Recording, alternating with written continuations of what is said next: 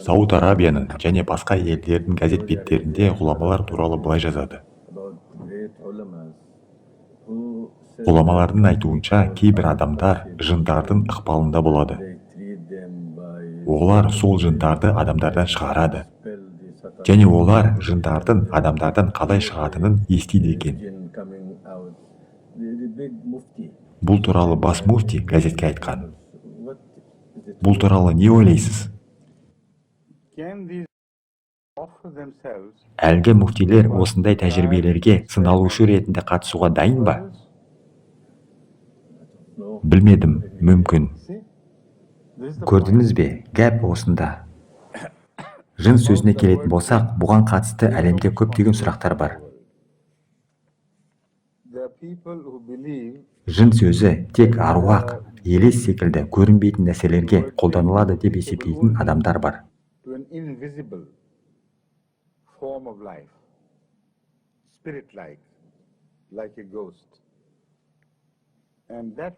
Жын кез келген жерге орын ауыстыра алады. Ол қабырғадан еш кедергісіз өтіп кете алады. Ол кез келген заттан өте алады.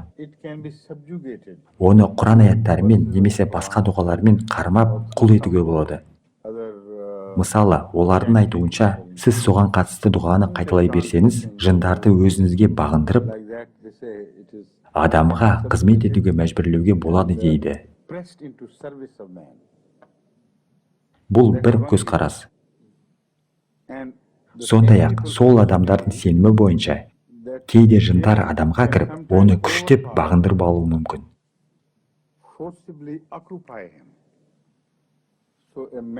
Осылайша әлгі адам екі жанмен, екі санамен өмір сүредіміз. Бұл қудалау кезеңі деп аталады. Қудалау кезеңінде адамда жын бар. Сол адаммен сөйлескенде жауап беретін адам емес жын. Олардың айтуынша, жындар көбірек әйелдердің соңына түседі. Және одан сұрағанда сізге жын жауап береді. Сонда ғұламалар айтады, бізде кейбір құлдықтар бар. Біз Құранның кейбір аяттарын білеміз. Оларды оқығанда жындар қашып кетеді. Сондай-ақ, кейбір адамдардың сенімі бойынша, жындарды аяттардың көмегімен өзіңіздің қызметшіңізге айналдыруға болады. Егер сол жынға басқа жерден пісірілген тауықты әкелуді бұйырсаңыз, ол зу етіп айтқаныңызды әкеп бередіміз. Аладдиннің шамынан шыққан жын есіңізде ме?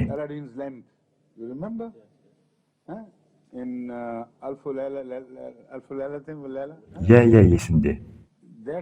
Сол жында түрлі ғажайып кереметтерді көрсеткен. Осы секілді көзқарастар бар. Бірақ осындай жындар бар деп есептейтін адамдар тұратын елдерде сол жындарды қалай ұстау керектігін білетін үлкен сопылар, ғұламалар мен машайхтар бар. Олар үшінші әлем елдерінен. Олар кедей елдер. Бірақ әлгі ғұламалар жындарды жерден мұнай өндіруге мәжбүрлей алмайды. Олар үшін жаңа өнеркәсіп түрлерін салуға мәжбүрлей алмайды. Сонда бұл қандай жындар? Бұның қаншалықты қисынсыз екенін көріп отырсыздар. Осыған байланысты осы мәселе бойынша мен қасиетті Құранға жүгінемін. Одан не таба алатынымызды көрейік.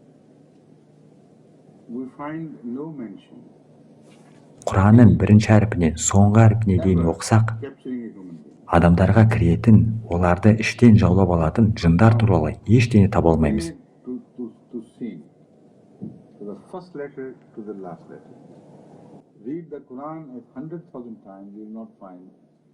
Құранды 100 000 рет оқыңыз. Алла бізге, жындар кейде адамдарға кіреді. Сондықтан, егер олар солай етсе, оларды адамнан шығару керек дегенді ешбір жерде айтпағанын аңғарасыз. Бірақ қасиетті Құранда бұндайды кәпірлер айтады делінген. Қасиетті Құран бірнеше рет бізге Меккенің мүшриктері, бұтқа табынушылары, жындарға сенетіндіктері және басқа пайғамбарларға қатысты жындарға сенетіндіктерін айтады. Мұндай мәлімдеме ешқашан Құдайдың қандай да бір пайғамбарынан шыққан емес.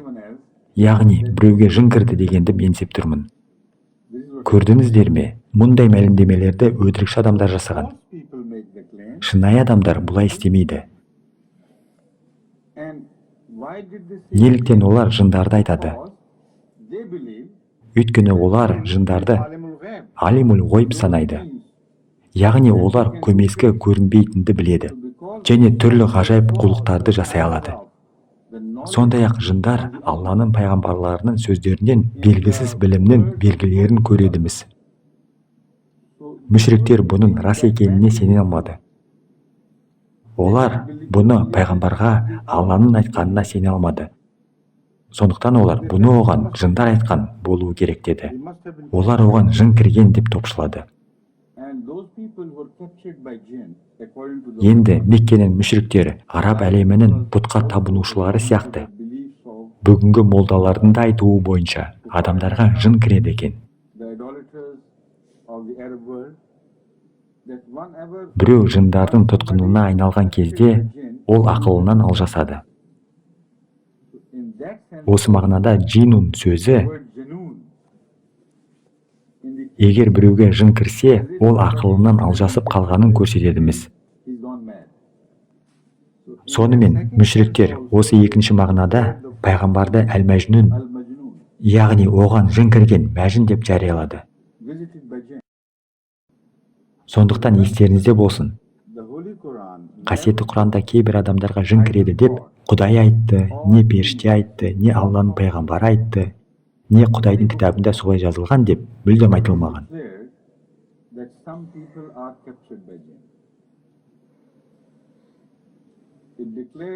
Құран мұндай мәлімдемелерді, яғни кейбір адамдарға жын кіреді дегенді өтірікші адамдар, пұтқа табынған зиянкес кәпірлер жасайды деп жариялайды. Әлгі ғұламалар Құранды қайдан үйренгенін мен білмеймін. Кішкене түсініктеме бере кетейін. Молдалар сайтан идеясын жын идеясымен араластырады. Қасиетті Құранда айтылады.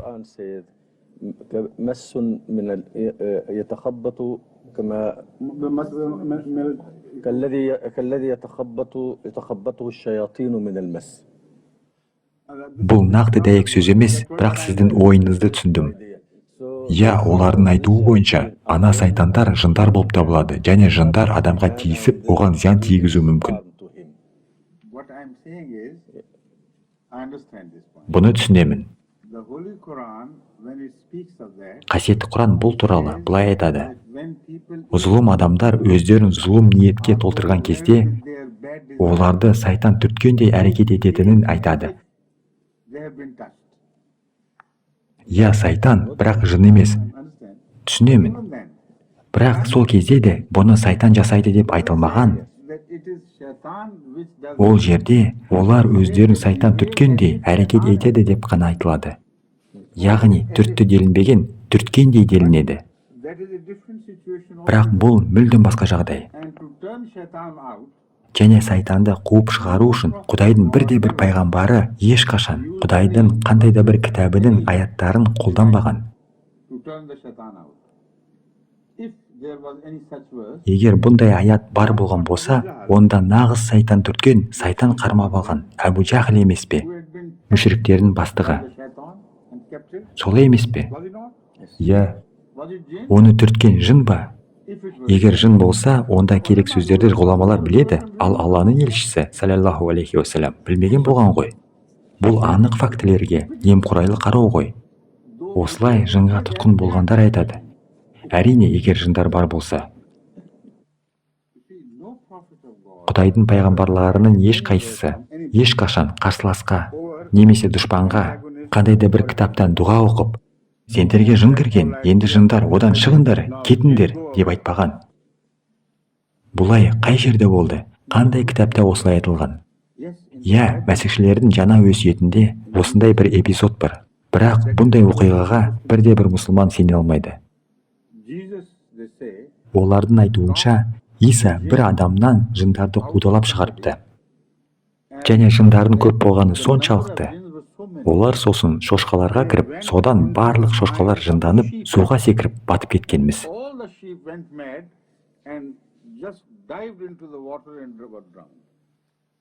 Бұл жаңа өсиеттегі оқиға. Оған мәсіхшілер сенгілері келсе сене берсін.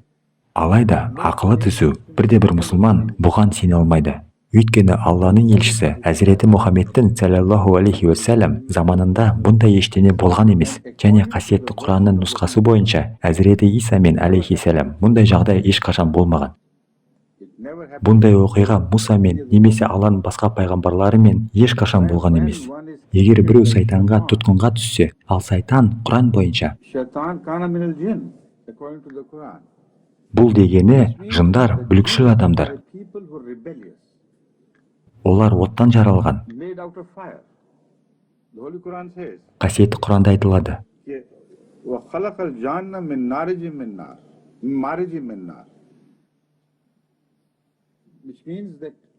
Бұл деген Алла жындарды оттан немесе оттың жалынынан жаратқанын білдіреді. Бұл араб тілінің сөз өрнегі.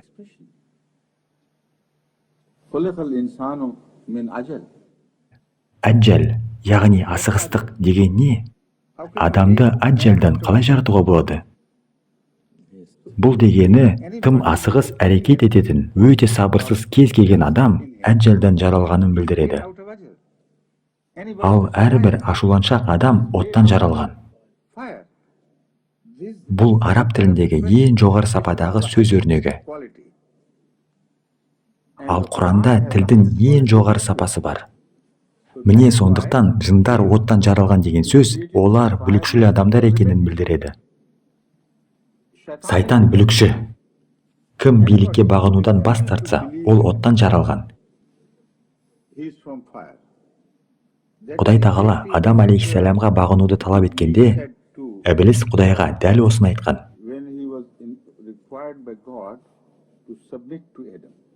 Оның не дегенін білесіз бе? Ол айтты, мен оттан жаралғанмын, ал ол дымқыл саз балшықтан жаралған. От дымқыл саз балшыққа бағынбайды. От одан үстем. От бәрін қиратып жояды. Мен жойқын адаммын.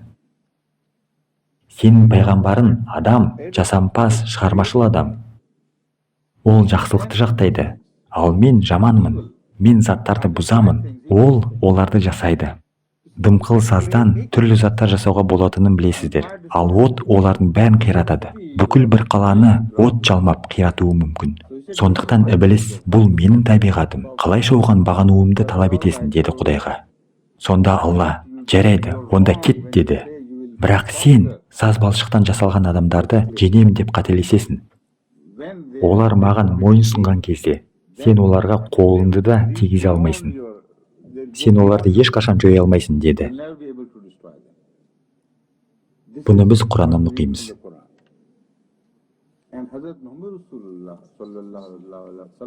Алланың елшісі Әзіреті Мұхаммед саллаллаху алейхи уассалам Құранды бәрінен жақсы түсінген. Дұрыс па? Ол жындар немесе сайтандар туралы не ойлады? Молдалардың айтуы бойынша екеуі бір нәрсе. Яғни сайтан жын болған. Дұрыс па? Дұрыс емес пе? Дұрыс, сайтан жын болған. Бірде ардақты пайғамбарымыз саллаллаху алейхи уассалам әр адамның бойында оның қанымен ағатын сайтаны бар деді. Бұл қанмен ағатын не қылған от? Сонда біреу, уа Алланың елшісі, тіпті сіздің қаныңызда да сайтан бар ма? Деп сұрағанда, ол, иә, бірақ ол мұсылман болды, деп жауап қатты. Мұндағы хикметті кез келген адам түсіне қоймас. Ол, саллаллаху алейхи вассалам, сайтан немесе жындарды, яғни жамандыққа бұрып тұратын нәпсі деп атаған. Нәпсе амара адам бойындағы бүлікшіл мінез. Өзіңізге жақсы істер жаса дегенде, ол жоқ жасамаймын деп қарсылық білдіреді. Алла сізге жақсылық жасауды бұйырады. Ал нәпсе амара жоқ бұған сенбе дейді. Сонымен Әзіреті Мұхаммед Расулулланың саллаллаху алейхи вассалам нәпсе амарасы толығымен басылып, оның жүрегінен ешқашан жаман істер жаса деген зұлым дауыс шықпаған. Осы мағынада сайтан мұсылман болды. Құран даналықтың сөзі, терең даналықтың. Құдайдың сөзі даналықтың сөзі болуы керек. Сондықтан даналықсыз сіз ештеңе түсіне алмайсыз. Мәселе осында. Сонымен қатар ғұламалар Әзіреті Дәуд пен Әзіреті Сүлейменнің уақытын менсейді. Оларға Алланың сәлемі болсын. Және Әзіреті Дәуд пен Әзіреті Сүлеймен тұтқындаған жындар туралы айтады. Дұрыс па? Олар не істеді? Олар өте ауыр жұмыстарды атқарды. Құран бойынша жындардың көмегімен олар көп нәрселерді салдырып алды. Солай ма? Сондықтан, егер әлгі молдалар Құранға сілтеме жасаса, және жындарды қалай ұстай алатынын білсе, онда олар Арабия жерінде қандай да бір өнеркәсіп түрін салдыртып алулары керекті. Ондағы байқұс кедейлер шөлді жерлерді мекен еткен қараңғы халықтан не шара? Жарайды, мұнайы бар араб елдерін айтпай-ақ қояйық. Олардың жағдайлары жақсы. Ал мұнайы жоқ елдер не істеуі керек? Әлгі ғұламалардың жындары Әзіреті Дәуд пен Әзіреті Сүлейменнің жындары сияқты болса керек. Және олар сол елдерде өндірістік жұмыстарды орындаулары керекті. Жоқ, олар солай жасай алмайды. Демек олар дұрыс түсінбеген. Қасиетті Құран бізге дұрыс түсіну үшін ой түйдіретін кеңестерді жеткілікті түрде береді. Егер сізде даналық болмаса, өкінішке орай, онда ештеңе істей алмайсыз. Қасиетті Құранның айтуынша, Әзіреті Сүлеймен алейхиссалам мен Әзіреті Дәуд алейхиссаламның жындары ауыр шынжырлармен кісенделген. Олар түрмеде кісенделу болған кезде ауыр жұмыстарға мәжбүрленген.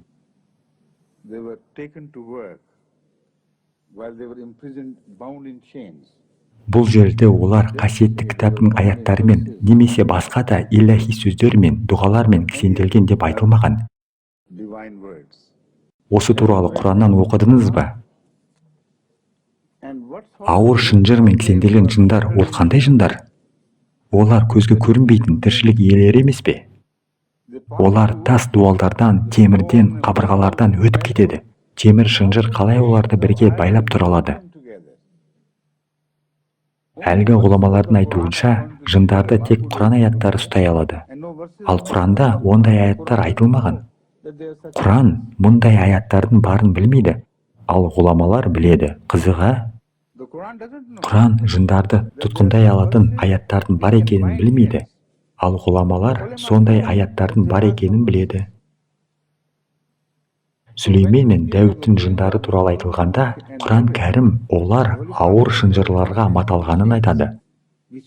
Бұл дегені олар өте төзімді, мықты адамдар, бірақ бүлікші адамдар болғанын.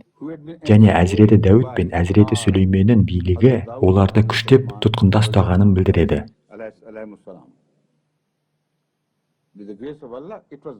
Рақымды Алла Сүлейменге алейхиссалам оларды жеңуге күш берді. Бұл сол уақыттың ежелгі тәсілі. Тіпті перғауындар ұлы пирамидаларды тұрғызған кезде, олар шынжырларға кісенделген мыңдаған тұтқындарға ауыр тастар мен ауыр жүктерді тасымалдатқызып, өздері үшін пирамидалар қалаттырған. Осы ежелгі тәсіл Әзіреті Дәуд пен Әзіреті Сүлейменге қатысты қасиетті Құранда да сөз етілген. Бұған таң қалудың қажеті жоқ. Сонымен, олар билікке қарсы бүлікшіл адамдар болған. Бірақ Әзіреті Дәуттің алейхиссалам жындарының бірі тым болмағанда бір адамға кірді деп қасиетті Құран айтпайды. Олай болмаса маған сілтеме көрсетіңіздер. Сосын әлгі ғұламалар Құранға сілтеме жасап, жындар оттан жаралған дейді. Олар жындардың оттан жаралғанына сенуді табанды түрде талап етеді. Алайда егер бағанағы жын бір ер адамға немесе әйелге кіргенде, неге оларды жандырмайды?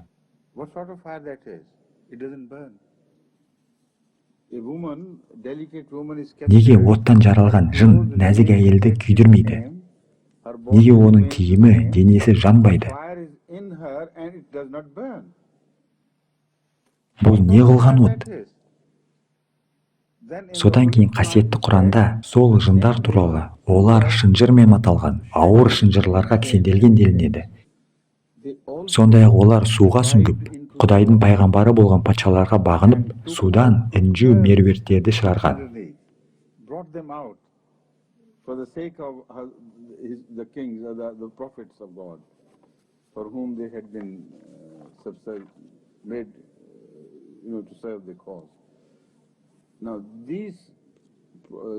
Сонымен Құран бойынша әлгі жындар суға сүңгіп, терең тұңғиықтан үнжу тастарды шығарған.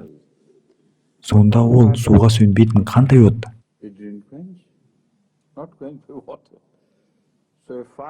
Сонымен бұл денені күйдірмейтін, суға сөнбейтін оттың қандай түрі?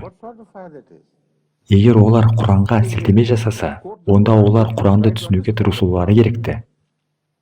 Бұл жындар нағыз адамдар болған. Олар ауыр жұмыстарды істеген бүлікшіл адамдар болған.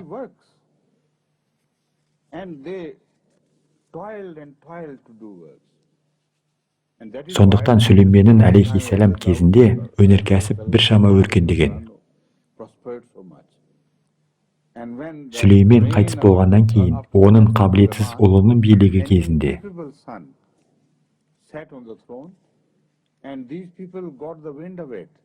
әлгі адамдар Сүлеймен сияқты қуатты патшаның жоқ екенін сезіп, бүлік шығарып, кісендерін бұзып, ана жақтан, мына жақтан жерлерді жаулап, империяны талқандай бастады.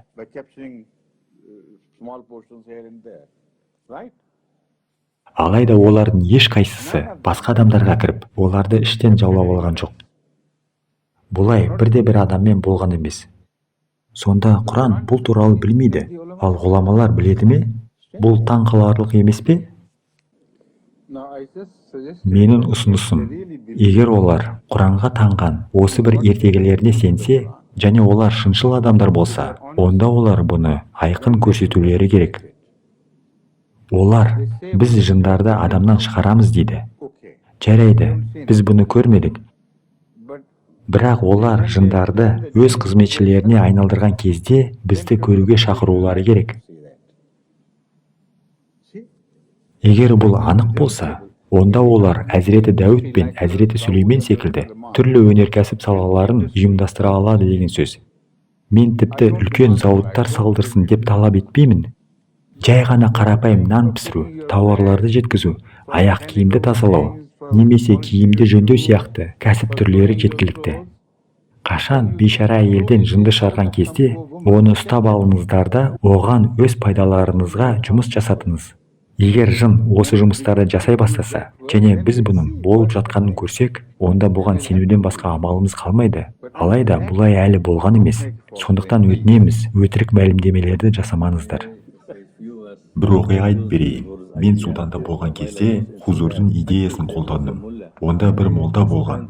Суданда олар жындармен не істегісі келсе, соны істей алатынына қатты сенеді. Онда бір факир адам болған. Және ол жынмен не тілесем соны істей аламын деді. Және мен саған жынды жіберем. Сонда сен ұйықтай алмайсың деді. Мен оған, бұны маған көрсетудің қажеті жоқ. Одан да мына адамдарға көрсетіңіз. Ана жерде өсімдіктердің сабағы жатыр. Жын соларды алып келсін. Және мына қалтамда ақша бар, соны алсын дедім.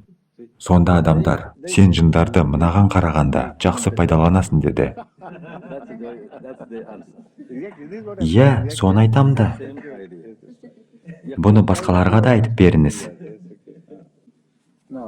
Сонымен олар Құранның жын сүресіне сілтеме жасайды. Және олар Құранда жындардың бір топ делегациясы Әзіреті Мұхаммед пайғамбарымызбен саллаллаху алейхи уассалам кездесуге келгендігі туралы жазылғанын айтып, неліктен сендер жындар жоқ деп айтасыңдар дейді. Біз жындар жоқ деп айтпаймыз. Жындар сендер ойлағандай емес дейміз. Олар басқа нәрсе. Біз Құраннан жындардың олар ойлағанынан өзгеше екенін дәлелдейміз. Әрине, жындар бар. Қасиетті Құран жындар туралы көп жерде айтады. Бірақ біз олар сипаттайтын жындарға емес, қасиетті Құран сипаттайтын жындарға ғана сенеміз.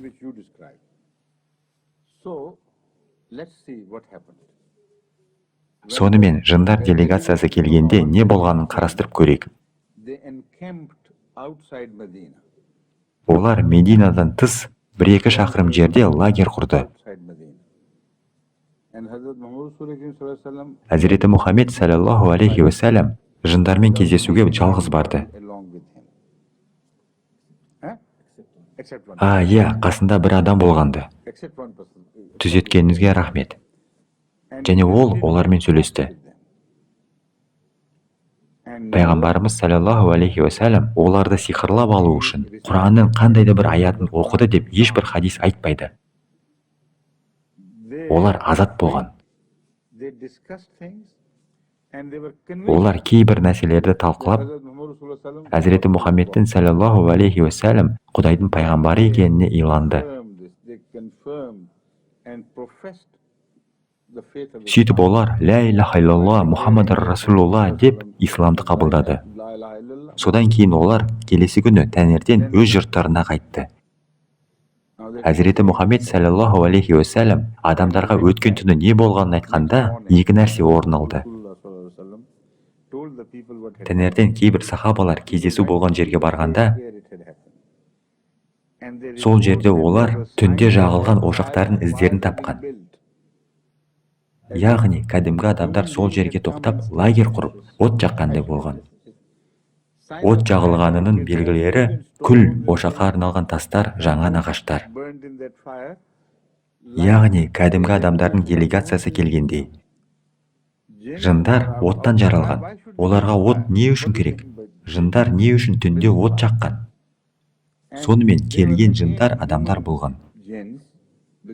Өйткені олар қайтар кезде Әзіреті Мұхаммедке саллаллаху алейхи уассалам иман келтірген. Әзіреті Мұхаммед саллаллаху алейхи уассалам оларға уағыз айтты. Сондай-ақ Әзіреті Мұхаммед саллаллаху алейхи уассалам тек сол жындардың делегациясы үшін пайғамбар ма? Әлде барлық жындар үшін келді ме? Онда ол басқа жындарға исламды тағы қай жерде уағыздады? Пайғамбарымыз саллаллаху алейхи уассалам тек сол жындар үшін келген, басқа жындар үшін келмеген бе? Сонда күллі әлемнің басқа байқұс жындарымен не болмақ? Неліктен ол кейде Таифке немесе басқа жерлерге барғандай, басқа жындарға уағыздау үшін бармады? Неліктен ол басқа жындармен пікір таластарға түспеді? Бұл жайында еш жерде жазылмаған. Оған келген жындар оған сеніп, оны қабылдады. Олар өз жұрттарына қайтқанда не дегендерін білесіздер ме? Қасиетті Құран олардың былай дегенін айтады. Біз ақымақ болған екенбіз. Ұлы пайғамбардан кейін ешқандай пайғамбар болмайды деп ойладық. Енді міне тағы бір пайғамбар келді. Олар хат мен набуатқа сенген.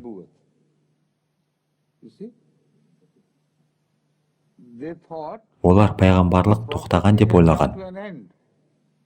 Бірақ басқа біреу хатаман набиин болғаннан кейін, яғни Әзіреті Мұхаммед саллаллаху алейхи уассалам хатаман набиин болды. Олар Әзіреті Юсуптың алейхиссалам ізбасарлары секілді сенген адамдар болған болар. Мүмкін олардың сол адамдарға қатысы бар шығар. Себебі қасиетті Құран бізге тағы бір адамдар туралы айтады. Олар қазіргі көпшілік мұсылмандар сияқты пайғамбарлықтың кез келген түрінің аяқталғанына сенген. Сонымен Құран кәрім айтады. Юсуп келгенде оның жұрты оған қарсы болған. Олар, біз саған сенбейміз, сен өтірікші адамсың деп, олар оған қарсы тұруда барын салды. Кейін ол қайтыс болған кезде, пайғамбарлыққа қарсы тұруда ойлары бір жерден шығатын әлгі адамдар белгілі бір көзқарасты ұстана бастады. Яғни осыдан кейін ешқандай пайғамбар болмайды дейді. Нақты қалай айтылғаны қазір есімде жоқ. Something like that, Italian Hazrat Yusuf. So this is what the Holy Quran tells us. Сонымен Құран кәрім бізге сол жындардың Юсуптың ізбасарлары болуы мүмкін екенін айтады. Yusuf or because Өйткені біз осыған ұқсас мәлімдемені басқа адамдардың да айтқанын таба алмадық. Мүмкін олар мәсіхшілер болған шығар. Өйткені олар Исаны Құдай деп санайды. Және Исадан кейін ешқандай пайғамбар келмейді дейді. Бірақ бұл басқа жағдай. Иә, Алайда олар Исаның қайтып келетініне сенеді. иә, әрине. this is Бұл әр кездегідей. every case. Иә. Олар тағы біреу келетініне сенеді. Иә, Және ол өзі пайғамбар ретінде қайтып оралады. иә. Бұл тұрғыда мұсылмандар да Исаның қайтадан келетініне сенеді. Come again. Бұған таңғалудың қажеті жоқ. But what I'm saying Бірақ мен қасиетті Құран Юсуптың халқына сілтеме жасағанын айтамын. Joseph, who Олар Юсуптан кейін Құдай ешбір пайғамбарды ешқашан түсірмейді деп сенген. raised by God. Бұл өте нақты мәлімдеме болған. And this belief Және Әзіреті Мұхаммедке саллаллаху алейхи уассалам барған жындар делегациясы соған сенген. when they visited Rasulullah and when they went Және қайтып оралғанда олардың айтқаны, біз қандай ақымақ болғанбыз. Халқымыз енді ешқашан пайғамбар келмейді деп еді. Міне өздерін көргендеріндей Құдайдан тағы пайғамбар келді. Сол кісімен кездесіп қайтып келдік деді. they were returning from seeing him. So these were Сонымен олар өздерін жасырып барған жындар делегациясы. their identity. Яғни олар өздерін басқаларға танытқылары келмегенді. From an area Өйткені олар өз халқының жаңа пайғамбарды дұрыс қабылдайтынына күмәнді болған. because they were not yet sure how their people would take it.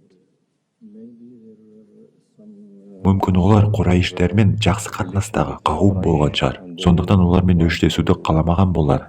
Иә, бұл да мүмкін. Бірақ біз меккелік кезең туралы емес, мединалық кезең туралы айтып отырмыз. Night period. Иә. Егер сіз олардың Құрайыштармен достық қарым-қатынастары болған, сондықтан олар мұсылмандықты қабылдау жаңалығымен олармен достығын бұзғылары келмеді деп ойласаңыз, бұл да дұрыс болуы мүмкін. Сіз олар Меккеге барғандықтан Құрайыштармен жақсы қарым-қатынасты бұзудан қорықты дегіңіз келді ме? Ойыңызды дұрыс түсіндім бе? Иә. Жарайды, бірақ бұл Меккеде емес, Мединада болды. Иә, бұл да әрине болуы мүмкін. Бірақ олар өз жұртына әлі оралуға үлгермеген болар.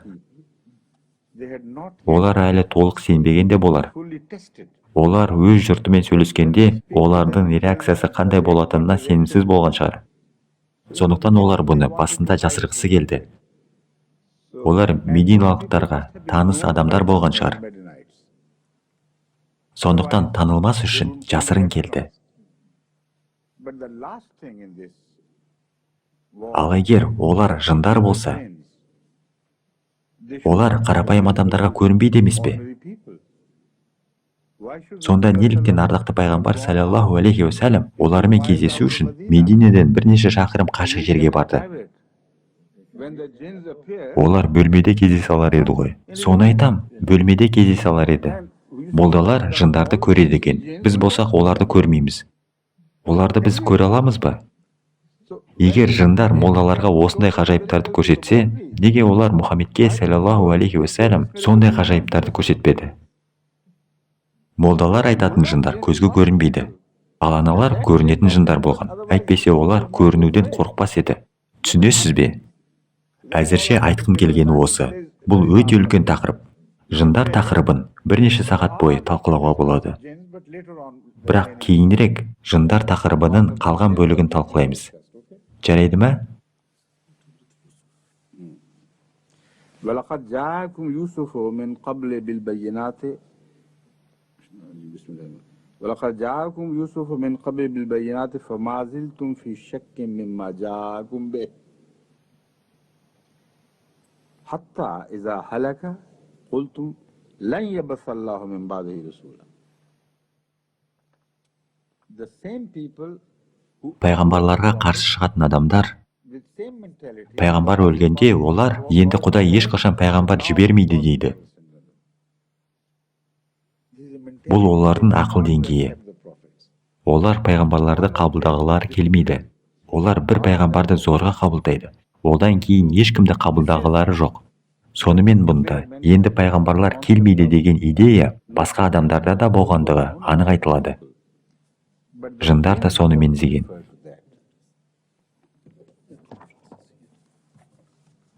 Safiyuna. وأنهم ظنوا كما ظننتم أن لن يبث الله أحدا. Сонымен бұл жындар қасиетті Құранда айтылғандай, осы сенім кең таралған дінге жататын адамдар болса керекті. Енді мен әңгімемнің соңына келіп қалдым. Менің көзқарасымды толығымен қолдайтын ардақты пайғамбарымыздың саллаллаху алейхи уассалам бір хадисі бар. Олар айтады, жындар ешкімге көрінгісі келмегендіктен Мединадан тыс жерге тоқтаған. Ардақты пайғамбарымыздың саллаллаху алейхи уассалам былай дегені бар еді. Жындар сүйектермен қоректенеді, сондықтан сүйектермен тазаланбаңыздар деп. Сонымен сүйектер Мединада шашылып жататын. Білесіздер ме? Жындар сүйектермен қоректенеді, ал адамдар оларды көре алмайды. Ардақты пайғамбарымыз саллаллаху алейхи уассалам адамдарға былай деген. Үлкен дәрет сындырған соң тазалану үшін тас немесе құм қолданыңдар. Бірақ сүйектерді қолданбаңдар деп.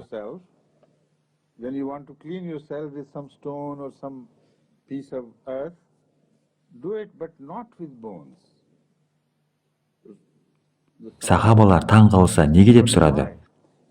Өйткені сүйектер жындардың азығы, олар сендерге зиян тигізуі мүмкін деп жауап қатты пайғамбарымыз саллаллаху алейхи уассалам. Бұл деген Мединаның қай жерінде сүйектер жатпасын, барлығында жындардың да болғандығын білдіреді. Сонымен неліктен әлгі жындардың делегациясы Мединадан тыс жерде тоқтады. Олар елді мекенге кіріп, сүйектерді жеп, әңгіме дүкендерін құрулары керек еді ғой. Олар сүйектерді жейтін жындардың не екенін түсінбейді. Сіз білесіз бе? Бактериялар ма? Я, бактериялар, вирустар. Құдайдан Құран алған ардақты пайғамбар саллаллаху алейхи уассалам жер бетіндегі ең ақылды, дана адам болған. Сол уақытта микроорганизмдер туралы концепция батыста немесе әлемнің кез келген басқа жерінде белгілі болмаған. Осы жаңалық ашылғанға дейін 1200 жылдан астам уақыт бұрын Құдай оған жындар деп аталатын, көрінбейтін тіршілік иелері бар екенін хабарлады. Яғни сүйектерді жейтіндер де жындар. Сонымен біз Құранда сипатталған жындардың барлық түрлеріне сенеміз, және молдалардың сенетін жындардың барлық түрлерінен бас тартамыз. Міне солай. Бұл сондай-ақ ардақты пайғамбардың саллаллаху алейхи уассалам растығын дәлелдейді. Өйткені жер бетіндегі ешбір адам көзге көрінбейтін, сүйектерді жейтін, микротіршілік иелерінің бар екенін білмеген кезде пайғамбарымыз бұны білген. Бұл оның Алланың шынайы және сүйікті пайғамбары болғанын білдіреді. Алла көместі мен көрінуді білуші.